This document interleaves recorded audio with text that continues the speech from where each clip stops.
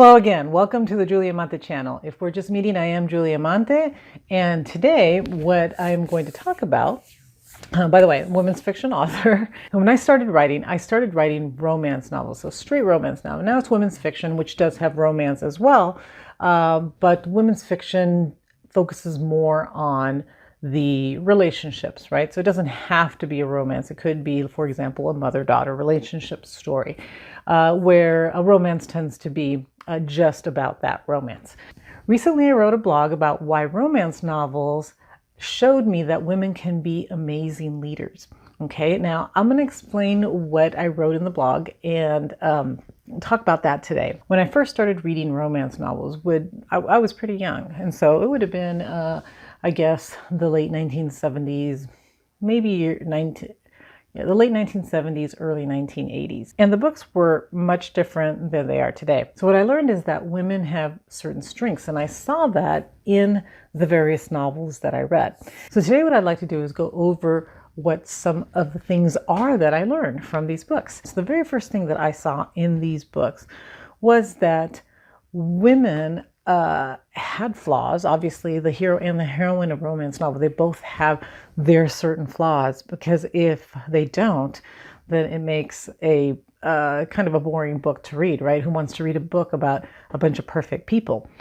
So, but what I noticed is that the women had the flaws and they didn't have any problems admitting it, where the hero did. The hero didn't admit to his flaws, didn't admit to his to any of the weaknesses that he might have had, where the female heroines did admit to it, and it made them stronger.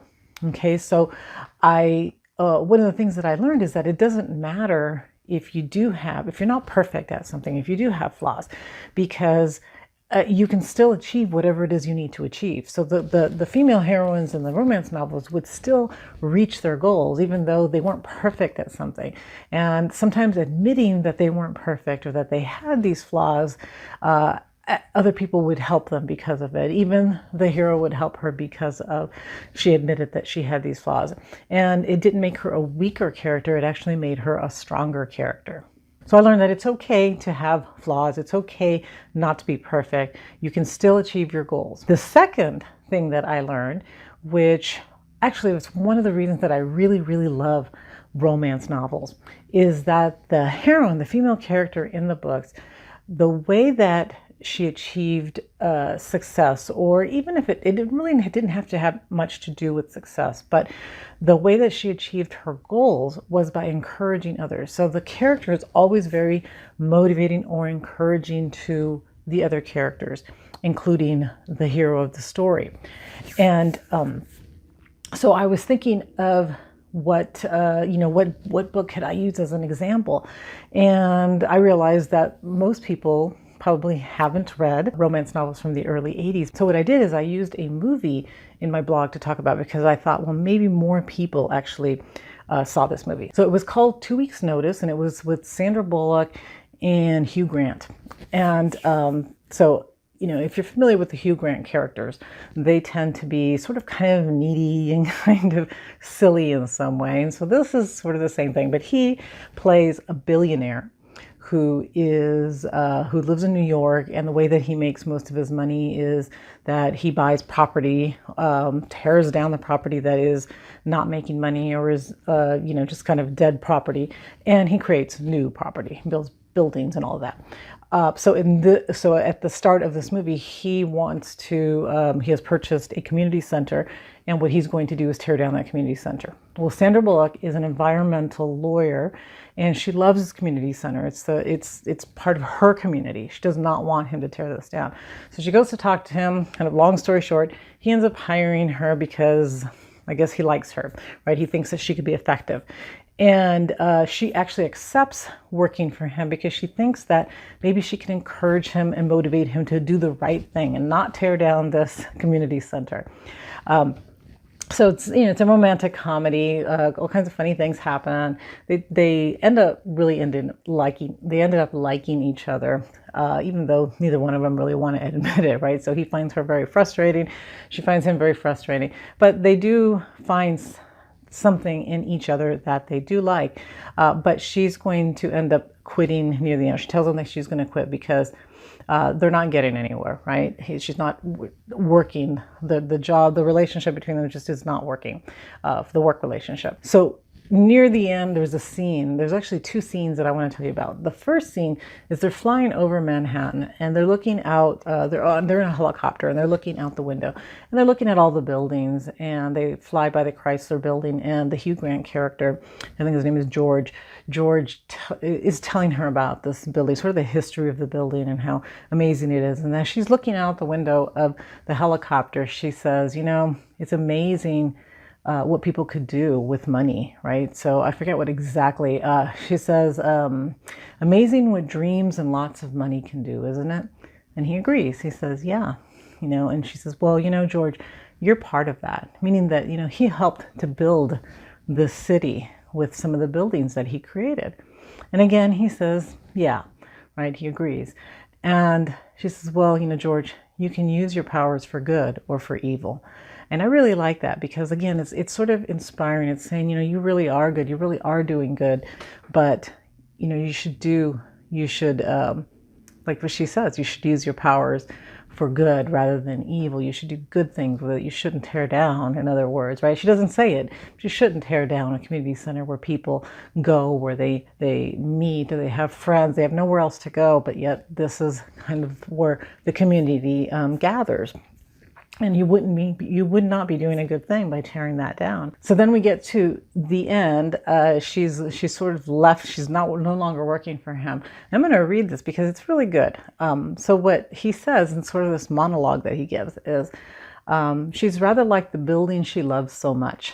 The community center, obviously, is what it is. A little rough around the edges, and when you look closely, absolutely beautiful. And the only one of her kind. And even though I've said cruel things and driven her away, she's become the voice in my head, and I can't seem to drown her out. And I don't want to drown her out. So we're going to keep the community center because I gave my word to her and because we gave our word to the community. So isn't that great? I love that because, I mean, can you say it any better? She's become the voice in my head. She's become sort of the conscience in his, you know, in his mind.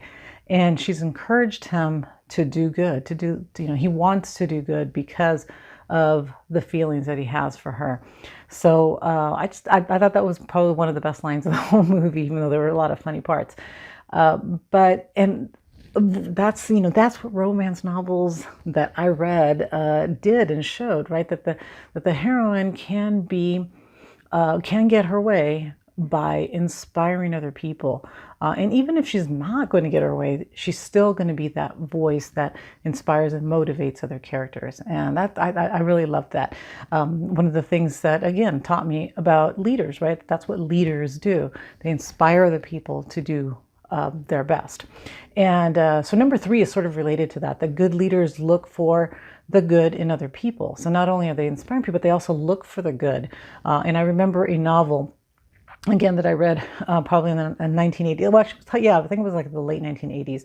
And it was a Rebecca Flanders novel. And the hero was an architect, but he loved to paint. So that was sort of his side interest, was that he was a painter. But he thought he was a terrible painter because he would never show anybody his paintings, because they looked to him like they were photographs. They were so perfect. They looked like a photograph. And to him, art wasn't perfect. And she encouraged him. She says, they're beautiful. Why are you saying you should paint? They're beautiful. And so the whole novel wasn't about that. But that was part of it, part of her character and his character, that she was encouraging him to paint and to follow his passion and encouraging him, telling him that he was good. So leaders look for good in other people, encourage that, because that helps to build them up, right? And it builds a company up. It builds everything up if you build the one person up. Number 4 was that they put the desires of others before themselves. So most of the time, even in that movie, right, she's putting the desires of the community to save the community before her own, where she could have worked for him, made a lot of money, been a very successful lawyer, but that wasn't her interest. Her interest was to save the community center. So in novels, you will find that they put the community. If the heroine is a police officer, she'll put the safety of other people before her own. And so again, that was inspiring to me. Good leaders think of others first. Number 5 was that great leaders are great communicators. And in romance novels, one of the things that used to frustrate me, so the early romance novels, there's always has to be a conflict. And the conflicts a lot of times were sort of miscommunications. So she would be, the hero would walk in and find her kissing somebody, and he would walk out, and there would be this big disagreement and conflict. And I thought, all she has to do is tell him, yeah, that was my ex-boyfriend. He came, and he misses when she pushes him away or something, right? And I thought, all they have to do is talk to each other. So this is silly. But they got better. They don't do that anymore. There's no sort of accidental miscommunication conflicts. But aside from that, you noticed in novels that they were great communicators. In fact, one, and I don't remember the title of the book, but there was a Nora Roberts romance that I read where she was a hostage negotiator. And that was her strength, was talking to people. And she actually talks down, it wasn't a hostage, but she talks a guy who's about to jump off of a building, and she's able to talk him down. So you see a lot of this, that's kind of an obvious example because that's her job, but in various novels, that's the way that you'll see is that they're very good communicators, right? So you have to be able to communicate with others in order to do well, in order to be a good leader. Okay, number 6 is that good leaders are good at multitasking. They can do various things. So you'll see these romance novel heroines are amazing. They are, great moms. They're great at work. They're great at everything. They are not perfect, and they do, again, for number 1, like I said with number 1, they do admit when they can't do certain things or when they're, they have certain weaknesses. But you see them doing a lot of things, or at least trying to do a lot of things. And I thought that was kind of awesome as well. And then the last one, I think that was my last one. Oh, no, it wasn't the last one. But number 7 was that successful leaders never give up. And you see this in romance novels as well, that the heroine doesn't give up. Whatever her goal is, she keeps working at it, even if it's a goal that she doesn't know she has, like the relationship itself in the romance. She doesn't give up on the hero, and if she does, if she thinks it's time to end the relationship, it's because she feels that is going to be the best thing for everyone, the best thing for him and for everyone involved. But they don't give up on things. They just keep working at things until something happens. So the character here in this movie, in 2 Weeks' Notice, she continues to work to try to save the community center, even taking a job with him that she doesn't like or respect at the beginning so that she can convince him, right? And she doesn't give up. She just keeps working at that until she either manages to get her goal, or if she doesn't get the goal, she never gave up. It wasn't because she gave up. It was because it just wasn't meant to be, or something else happened. And that was another thing I admired about romance heroines.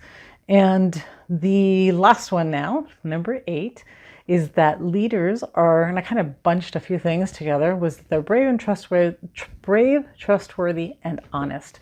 And those were all traits that I found in all the novels that I read.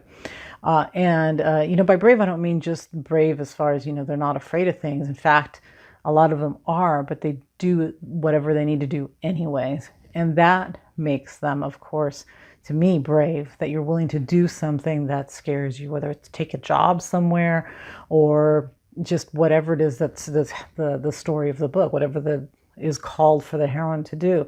Now, when we follow the hero's journey, typically when the book starts, the hero, the heroine, is reluctant to do something, right? They don't want this journey that they're going on. And sometimes you see that with the female heroine as well. They don't really want to. Maybe they've just gone through a divorce. They don't really want to return home to the town where they lived, but they do it anyways because They're being brave. They know that they have to provide for their child, and the only way that they can do it is to move back home and have sister help or something. So again, they're putting other people's interests first, but they're also being brave about what they have to do. They're taking jobs they might not like in order to take care of the child. So there's a lot of, I think, to me, bravery. They're also trustworthy and honest. Like everybody knows that they can trust this person, whether it's the best friend or the hero, whoever, they know that they can trust the heroine. So all of these, right, are great leadership qualities. And from reading these books, I learned, I think, what if I had never read a romance novel, I would have missed out on a lot of this stuff. So when I was a kid, right, I was a kid in the late 70s and the early 80s, there were women in business, there were women doing stuff, but there weren't a lot of like books. I couldn't pick up a nonfiction book on leadership and read about a woman that was in leadership or in business. Like now you can, still not a lot. There still could be more, but you can find some books now on what women have accomplished, and they'll write a book and tell their story. But there weren't those type of books back then. And so what did I read? I read fiction. Now I knew it was fiction. I knew it wasn't real. But still, when you read about powerful women, or you read about these stories where they're doing all kinds of stuff, right? It gives you, as a young person, the idea that, wow, yeah, I want to do that. I want to be like that person. And so that was, to me, great. And if I hadn't had these books, if I hadn't read those books, and that's one of the things that actually I find kind of sad. I don't know. I'd have to do the research and see what who the readership of romance novels are today. But I have a feeling that there aren't as many young women reading these novels. Now, they have a lot of other things now that they didn't have back then, but I still think they're valuable books, where a lot of times I think they're dismissed as sort of fluff or unrealistic, which again is kind of sad, right? Why is it unrealistic? Why is love and romance unrealistic? Obviously, it's very dramatized, but I don't think it's realistic. And if it's not realistic, then that's kind of sad too. That says something. So, but anyhow, I wanted to share that. I will go ahead and link the blog below so that you can read it.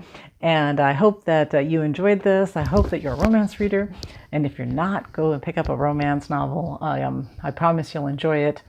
And if you liked this video, please go ahead and hit the like button down there, because I know that YouTube likes that as well. So I hope to see you again next week.